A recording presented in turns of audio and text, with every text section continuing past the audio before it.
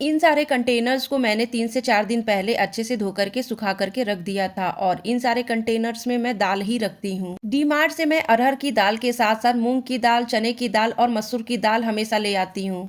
इस बार सिर्फ मैं चने की दाल नहीं लेकर के आई क्योंकि बीबी नाउ से मैंने अपने डाइट का कुछ सामान मंगवाया था तो उसमें मैंने चने की दाल मंगवा ली थी। आजकल मैं निहिर का ये वाला टी-शर्ट जो कि वह अब नहीं पहनता है किचन में रखती हूँ और इसका पूरी तरह से इस्तेमाल करती हूँ। इन सारी दालों को मैंने जानबूझ करके डाइनिंग टेबल पर रखा हुआ था कि जैसे ही मुझे टाइम मिलता है मैं इन सारी दालों को कंटेनर में रख दूंगी। सच बताऊं तो आज मूंग दाल की मुझे जरूरत थी डिनर बनाने के लिए, इसलिए ये दालें आज कंटेनर में रखी जा रही थी। मूंग दाल को कंटेनर में रखने के बाद से अब थी बारी अरहर की दाल को कंटेनर में रखने की। मैं कर्म करूं और कांड ना हो ऐसा तो हो ही नहीं सकता है। जैसे ही मैंने अरहर की दाल कंटेनर में डालने की कोशिश की, पूरी दाल कंटेनर में जाने की बजाय भगोने में ही गिर गई। मैं कोई भी कर्म बिना कांड के नहीं करती हूँ, ये बात मुझे अच्छी तरह से पता है। इसीलिए कंटेनर में दाल पलटने से पहले मैंने कंटेनर को भगोने में रख लिया था।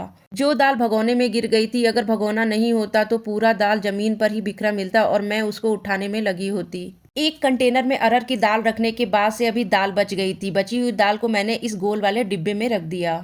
अब मेरे पास सिर्फ मसूर की दाल बची हुई थी जिसको रखना था। जैसे ही इस कंटेनर को ओपन किया, देखा कि ये तो गंदी पड़ी हुई है। अब मैंने इसको धोने के लिए निकाल दिया। सारे कंटेनर्स जब भरे रहते हैं तो मुझे तो बहुत ही ज़्यादा खुशी मिलती है और अब मेरी खुशी थोड़ा सा दुगनी हो जाती है क्योंकि अब मैं इन कंटेनर्स को पहले साफ करती हूँ फिर कोई सामान रखती हूँ। मूंग की बिना छिलके वाली दाल बहुत ही जल्दी फूल जाती है, इसलिए मैंने सोचा कि पहले इस दाल को भिगो देती हूँ, फिर यूट्यूब पर देखती हूँ कि इस दाल से कौन सी वेट लॉस की रेसिपी बनती है।